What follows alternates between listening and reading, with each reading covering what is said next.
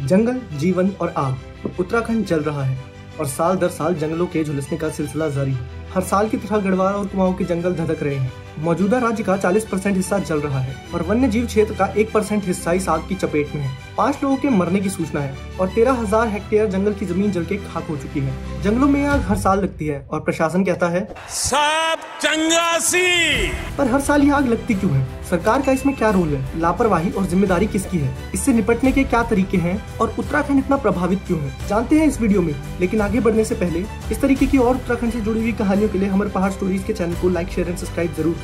पिछले साल 1 नवंबर से लेकर अब तक देवभूमि के जंगलों में आग की 910 घटनाएं हो चुकी हैं, जिसके कारण 13,000 हेक्टेयर जंगल का नुकसान हुआ है। जंगलों में लगी हुई आग विकराल होती जा रही है। कई जगह पर आग गांव के लोगों के घरों तक पहुंच चुकी है और वन्य जीव जंतु इससे सबसे ज्यादा प्रभावित है। जंगलों में लगी आग को बुझाने के लिए वायुसेना के हेलीकॉप्टर की मदद ली गई है। एक स्थान पर आग बुझती है तो दूसरी जगह भड़क उठती है। राज्य सरकार के तमाम प्रयास नाकाफी साबित हो रहे हैं।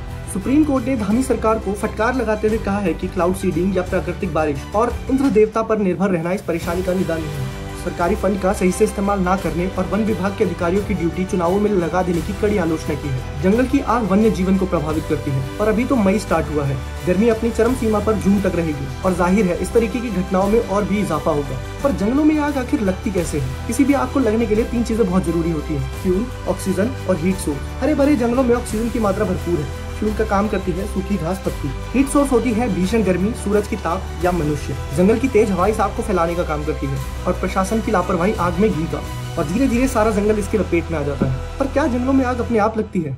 एनवायरमेंट मिनिस्ट्री ऑफ इंडिया की रिपोर्ट के अनुसार 95% फॉरेस्ट फायर ह्यूमन कॉज्ड है, जैसे कि सूखी घास को हटाने के लिए, फॉरेस्ट लैंड पे फार्मिंग शुरू करने के लिए, जंगली जानवरों को डराने के लिए, कैंप फायर, कूड़ा इत्यादि जलाने के लिए कई बार लोग सूखी पत्तियों में आग लगा देते हैं और फिर यही अनियंत्रित होकर भीषण रूप ले लेती है। नेचुरल कॉज में लाइटनिंग और सूखी पत्तियों के घर्षण से भी आग लग जाती है। जंगलों में आग पहले भी लगती थी और तब लोकल लोग जंगलों में आग बुझाने का कार्य कर दिया करते थे। पर अब लोग जंगलों को सरकार की जिम्मेदारी समझते हैं और सरकार का तो काम ही है जिम्मेदारी से भागते फिरना। पर उत्तराखंड में इतना प्रभाव क्यों है? ऐसे फॉरेस्ट फायर की घटना देश के कई राज्यों में होती है, लेकिन हिमाचल और उत्तराखंड इससे सबसे ज्यादा प्रभावित है। इसका सबसे बड़ा कारण है अंग्रेज। पर ऐसा क्यों?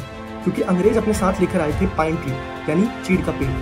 इस पेड़ के सूखे पत्ते काफी जल्दी आग पकड़ लेते हैं। स्थानीय भाषा में इसे पीरू या पिरुल कहते हैं, जो काफी ज्वलनशील होता है और जंगलों में आग को बढ़ावा देता है। गर्मी होते ही हवा के साथ पेड़ों से पिरुल झड़ने लगती है और गर्मियों के सीजन में चीड़ के जंगलों से लीसा निकालने का सीजन भी शुरू हो जाता है। लीसा अत्यधिक ज्वलनशील होता है और इससे लगी हुई आग पर काबू पाना और मुश्किल हो जाता है। वनाग्नि को रोकने के लिए सरकार पिरुल लाओ पैसे पाओ योजना पे काम कर रही है। इसका तात्पर्य ये है कि लोग जंगलों में जा जाके पिरुल इकट्ठा करें और सरकार को 50 रुपए प्रति किलो बेच दें, ताकि जंगलों से पिरुल का निपटारा हो जाए। पर पेड़ कभी अभिशाप नहीं होते, मनुष्य होते हैं। सरकार इस विषय में कितनी चिंतित है, इस बात का पता इस चीज से लगता है कि 2022 में जब उत्तराखंड के जंगल जल रहे थे तो वन मंत्री सुबोध उनियाल अपने निजी दौरे पर मुंबई में थे और इस साल जब आग लगी तो वन मंत्री असम में पाए गए हैं। घटना स्थलों पर ना जाना, मौजूदा परिस्थितियों का जायजा न लेना, हर साल होती हुई घटनाओं के बावजूद एनालिसिस और प्रिकॉशन स्टेप्स का ना होना, रेस्क्यू प्लान और आग बुझाने वाले कर्मचारियों के पास उचित उपकरण ना होना। हर बार इस सीजन में आग लगती है पर आग लगने से पहले कोई प्रिकॉशन नहीं लिया जाता और आग लगने के बाद कोई एक्शन नहीं लिया जाता और इसीलिए हर साल इसी तरीके की तस्वीरें हमें विचलित करती हैं। शायद यह भी सरकार की जिम्मेदारी का हिस्सा हो।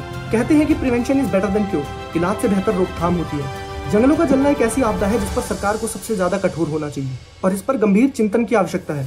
जंगलों की इस आग को रोकने के लिए एक प्लान और कई स्टेप्स लिए जा सकते हैं, जैसा कि लोगों में अवेयरनेस बढ़ाना, क्योंकि 90% आग मैन मेड होती है तो अवेयरनेस से इसमें कटौती हो सकती है। Community based local task force या इमरजेंसी टीम बनाना, जिसमें लोकल गाँव के लोगों को ही ट्रेन करके उनको इक्विपमेंट दिए जाए ताकि वो तुरंत ही मौके पर पहुंचकर एक्शन ले सके।